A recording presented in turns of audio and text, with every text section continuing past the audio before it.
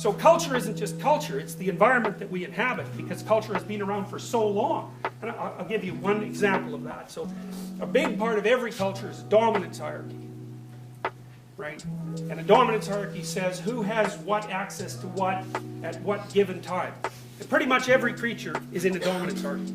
Chickens are in dominance hierarchies, that's the pecking order, right? Members of wolves packs are in dominance hierarchies. Members of chimpanzee troops are in dominance hierarchies. Songbirds are in dominance hierarchies. You know, you hear them sing in the spring, it's all pretty. It's not. Little bird is sitting out there saying, I'm healthy and loud, and if you come over here, I'll peck you to death, because this is my tree. And so the songbirds distribute themselves around the neighborhood by dominance. And the more dominant birds get better nesting spaces. And better means they don't get rained on, or at least not as much.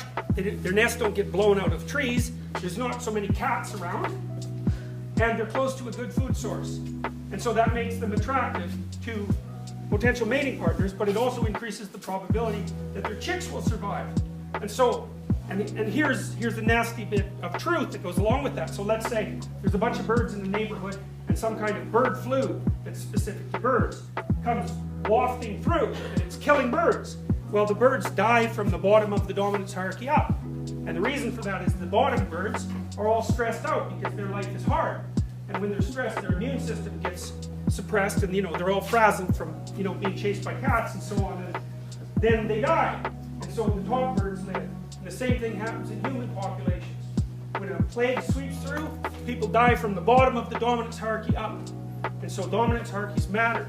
And so birds have them, and lizards have them, and fish have them. So in a school of fish, the dominant fish, when the fish bowl up, they do that to make it hard for predators to eat them. The big dominant fish are in the middle of that ball. The little sucker, useless fish are on the outside, and that's who gets eaten up when the predators come along. So, and we know that dominance hierarchies stretch back a very long time. So we know, for example, that lobsters live in dominance hierarchies. I told you a little bit about that. And they're about 300 million years old. So what that means is that we've been existing inside a cultural structure, because the culture is predicated on a dominance hierarchy, right? That's the patriarchy, if you want to use, a politically correct term. That's been around for 300 million years. So to think about it as a permanent constituent element of reality is extremely useful. Because again, here's another question for you. Even if you don't buy the sort of meaning argument with regards to categorization, there's another way you can look at it. You might say to yourself, what's most real? That's a tough one, because we kind of accept gradations of real. Like rocks seem pretty real, trees seem pretty real. The environment, is that real? That's a harder one, right? Because it's an abstraction. How about numbers? Are they real? You can certainly do real things with them once you get numbers, especially zero, which seems not to exist at all. As soon as you get zero, there's all sorts of magical things you can do. So anyways, my point is it's not all that obvious to figure out what constitutes real. But here's a hint.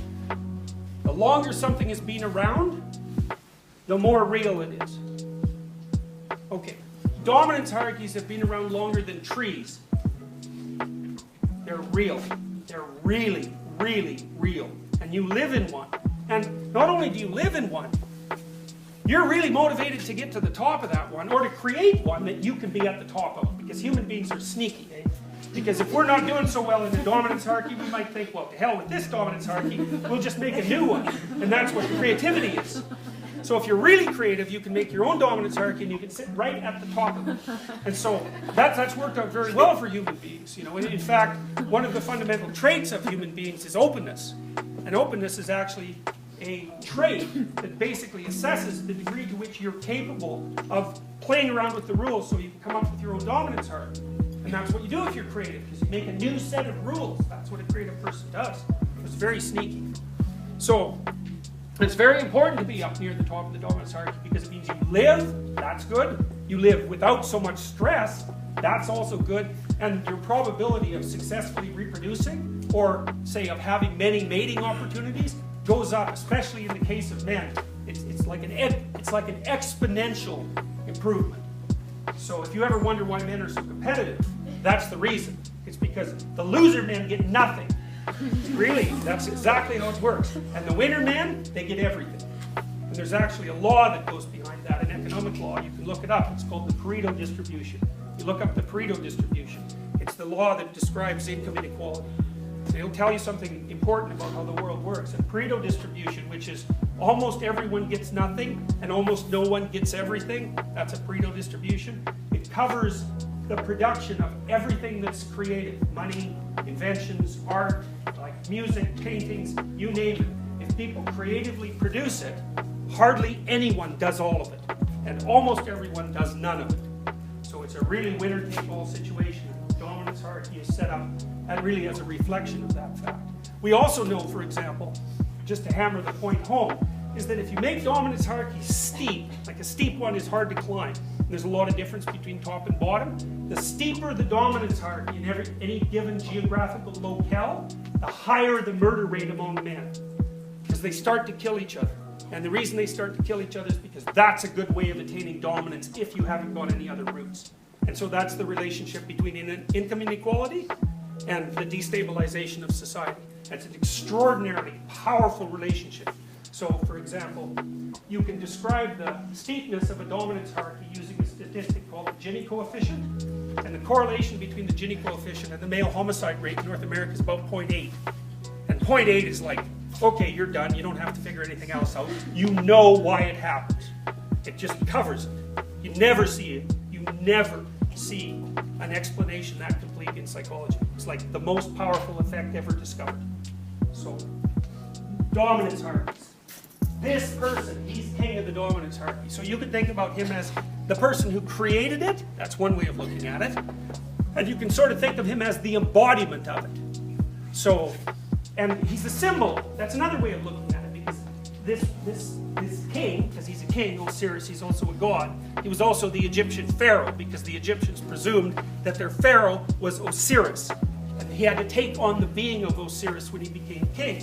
When he was coronated, it's like, you're not a person anymore. You're the embodiment of the state. And that happens to people when they turn into the president of the United States, for example. They're not whoever they were. They're hardly them at all. They're now this. And that's the thing that's at the top of the dominance hierarchy. And it's the thing that represents culture. Now, the Egyptians knew that it could go astray, could become tyrannical and rigid. And that's why Osiris had an evil brother, Set, but we won't talk about that.